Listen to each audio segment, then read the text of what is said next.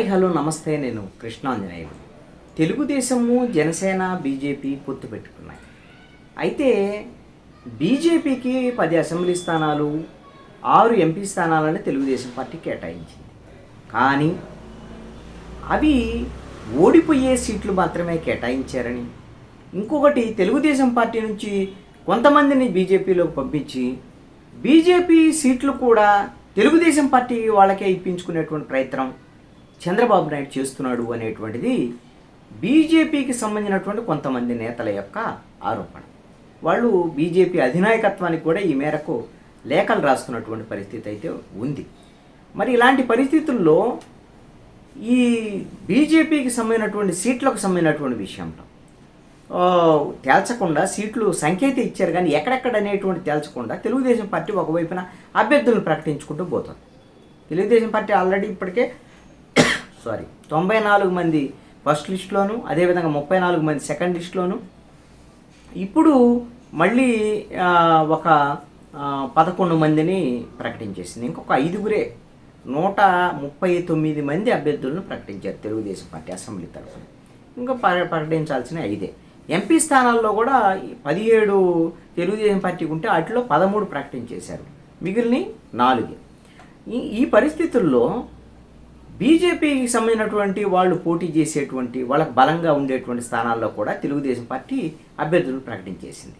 ఇప్పుడు తెలుగుదేశం పార్టీ ఓడిపోయే చోట్ల, బలహీనమైన చోట్ల మాత్రమే బీజేపీ పోటీ చేయాల్సినటువంటి పరిస్థితి ఒక సమస్య.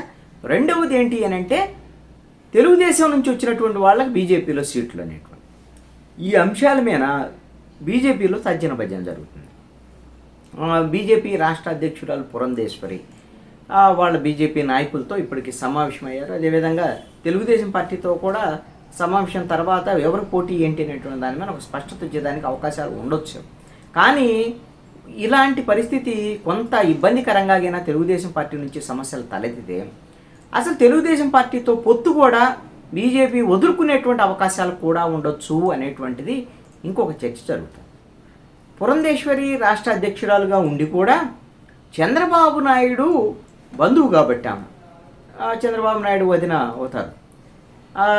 కాబట్టే పురంధేశ్వరి తెలుగుదేశం పార్టీకి అనుకూలంగా వ్యవహరిస్తున్నారు అనేటువంటి చర్చ కూడా ఇంకొక వైపున జరుగుతున్నటువంటి పరిస్థితి. ఎందుకు ఈ సమస్య వచ్చిందంటే, మీరు రాజమహేంద్రవరం ఎంపీగా బీజేపీ అభ్యర్థిగా పోటీ చేయాలని పురంధేశ్వరి భావిస్తున్నారు. వాస్తవంగా అక్కడ బీజేపీ మాజీ అధ్యక్షులు సోమ్ వీర్రాజు అక్కడ పోటీ చేయాలని ఆయన బీజేపీకి చాలా స్ట్రాంగ్గా అధ్యక్షుడిగా ఉన్నారు. అదేవిధంగా మొదటి నుంచి బీజేపీతో ఉన్నటువంటి నాయకుడు. అయితే పురంధేశ్వరి గతంలో రాయలసీమలో పోటీ చేశారు ఎంపీగా.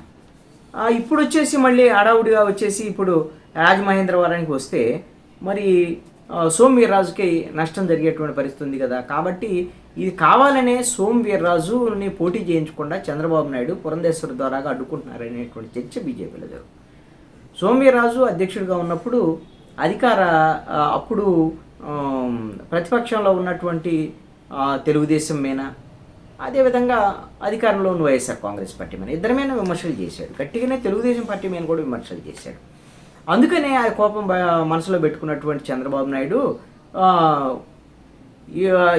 ఎట్టి పరిస్థితుల్లో కూడా సోమ్ వీర్రాజు పోటీ చేయకుండా చూడాలి అనేటువంటి దాని మీదనే పురంధేశ్వరిని రాజమహేంద్రవరానికి తీసుకొస్తున్నారనేటువంటి చర్చ జరుగుతుంది. దీంతో పాటుగా ప్రధానంగా బీజేపీకి బలమైనటువంటి ప్రాంతం విశాఖపట్నంలో బీజేపీ ఇంతకుముందు ఖమ్మంపాటి హరిబాబు ఎంపీగా పోటీ చేసి అక్కడ గెలిచినటువంటి పరిస్థితి కూడా ఉంది. ఆ ప్రాంతంలో బలంగా ఉన్నటువంటి విశాఖపట్నం ఎట్టి పరిస్థితిలో కూడా బీజేపీ పోటీ చేస్తే ఎంపీగా గెలవడానికి అవకాశం. అయితే ఇప్పుడు విశాఖపట్నంలో జీవీఎల్ నరసింహారావు ఎప్పటి నుంచో పనిచేస్తున్నారు బీజేపీ తరఫున. జీవీఎల్ నరసింహారావు గారిని అక్కడ పోటీ చేస్తే బీజేపీ తరఫున గెలవడానికి అవకాశాలు ఉన్నాయి కూటమిలు అనేటువంటి దాని మీద.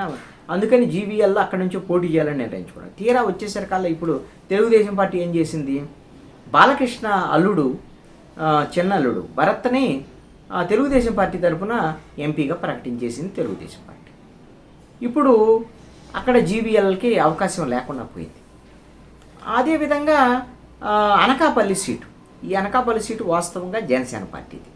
ఈ జనసేన పార్టీది అయితే బీజేపీతో పొత్తులో భాగంగా బీజేపీకి తక్కువ అంటే వాళ్ళు ఒప్పుకోవట్లేదని దాంట్లో వాళ్ళకి 6 ఎంపీలు కావాల్సి వచ్చినటువంటి దాని మీద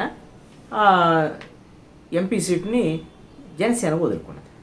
అసలు వాస్తవంగా అయితే బీజేపీ అక్కడ పోటీ చేస్తే, అనకాపల్లిలో పోటీ చేస్తే ఎమ్మెల్సీ మాధవ్ అక్కడ నుంచి పోటీ చేయాలని చెప్పేసి అనుకున్నారు. అనకాపల్లి మాధవ్ మాజీ ఎమ్మెల్సీ, అదేవిధంగా బీజేపీలో కీలకమైనటువంటి నేత కూడా. ఇప్పుడు అనకాపల్లి సీటుని తెలుగుదేశం పార్టీ ప్రకటించేసింది రమేష్కి. ఇప్పుడు మరి అనకాపల్లి కూడా పోయినటువంటి పరిస్థితి ఉంది. అదేవిధంగా అరకుకు సంబంధించినటువంటి విషయం కూడా, అరకు ఓడిపోయే స్థానం అని తెలుగుదేశం పార్టీ వదులుకున్నది వాస్తవంగా. అక్కడ కొత్తపల్లి గీత ఆవిడ 4-5 సంవత్సరాల క్రితం బీజేపీలో చేరారు. ఆవిడకి ఇప్పుడు సీట్ ఇచ్చేటువంటి పరిస్థితులు కనబడుతున్నాయి. అదేవిధంగా నరసాపురం సీట్ అనేటువంటిది ఇప్పుడు చాలా కీలకమైనటువంటి అంశంగా, చర్చనీయాంశంగా మారింది. ఎందుకు అంటే నరసాపురము రఘురామకృష్ణరాజు తన సీట్ని తనే మొన్న తాడేపల్లిగూడెం సభలో ప్రకటించుకున్నాడు. నేను కూటమి తరపున నరసాపురం అభ్యర్థిని నేనే అని రఘురామకృష్ణరాజు ప్రకటించుకున్నాడు. అప్పుడు చంద్రబాబు నాయుడు ఉన్నాడు ఆ సభలో, పవన్ కళ్యాణ్ కూడా ఉన్నాడు. అప్పటికి ఇంకా బీజేపీ పొత్తు పెట్టుకోవాలి. వాళ్ళిద్దరు కూడా అవక్కైనటువంటి పరిస్థితి ఉంది. ఇప్పుడు బీజేపీతో పొత్తు వచ్చిన తర్వాత మరి నరసాపురము ఏ పార్టీ తరపున రఘురామకృష్ణరాజుకి ఇవ్వాలి? ఇప్పుడు 17 ఎంపీ స్థానాలు ఉన్నాయి తెలుగుదేశం పార్టీకి, 6 బీజేపీకి, 2 జనసేన. మరి ఇప్పుడు 17 ఒకటి నరసాపురం ఎంపీగా రఘురామకృష్ణరాజుకి ఇవ్వచ్చుగా. రఘురామకృష్ణరాజు చంద్రబాబు నాయుడు జైల్లో ఉన్న సమయంలో నారా లోకేష్కి మద్దతుగా ఒక రకంగా పొలిటికల్ అంశాలు, అదేవిధంగా అక్కడ ఉండేటువంటి లీగల్ అంశాలు, వీటిలో సహకారం అందించారు. అదేవిధంగా రాజకీయ వ్యూహకర్త ప్రశాంత్ కిషోర్ని చంద్రబాబు నాయుడికి ఇంటికి తీసుకురావటం వెనక ప్రధానంగా పనిచేసినటువంటిది నారా లోకేష్కి ప్రశాంత్ కిషోర్ని కలిపిందే రఘురామకృష్ణరాజు అనేటువంటిది చర్చ కూడా ఉంది.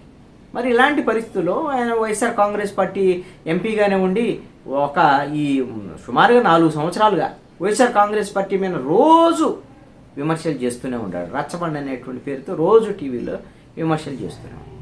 మరి అలాంటి రఘురామకృష్ణరాజుకి మరి 17 మంది ఎంపీ స్థానాల్లో తెలుగుదేశం పార్టీ ఇస్తారా అనేది గ్యారంటీ లేకుండా ఉంది. ఎందుకంటే 13 ఎంపీ సీట్లు ప్రకటించేసారు చంద్రబాబు నాయుడు. దాంట్లో నరసాపురం లేదు, రఘురామకృష్ణరాజు పేరు లేదు. మరి ఇప్పుడు తెలుగుదేశం ఇవ్వకపోతే ఎవరు ఇవ్వాలి? బీజేపీకి ఇచ్చిందే 6, అది మళ్ళీ నరసాపురం రఘురామకృష్ణరాజుకి ఇస్తే అంటే తెలుగుదేశం పార్టీ అతన్ని బీజేపీ వైపు పంపించి అక్కడ కూడా బీజేపీకి దెబ్బ కొట్టాలనే ప్రయత్నం. లేదు అని అంటే ఇంకొక వ్యూహం కూడా తెలుగుదేశం పార్టీకి ఉంటే ఉండొచ్చు. అది ఏంటి అని అంటే నరసాపురం ఎంపీ టికెట్టు రఘురామకృష్ణరాజుని శుభ్రంగా జనసేన పార్టీలో జరిపించేసి 2 వాళ్ళకు ఉంది పాపం జనసేనకి. దాంట్లో రఘురామకృష్ణరాజుని జనసేనలోకి చేర్పించి జనసేన పార్టీ తరఫున పోటీ చేస్తారనేటువంటి చర్చ కూడా జరుగుతుంది. మరి ఏం జరుగుతుందో చూడాలి. అందుకే బీజేపీ విషయం మాత్రం తీవ్రమైనటువంటి అసంతృప్తి ఉంది తెలుగుదేశం విషయంలో.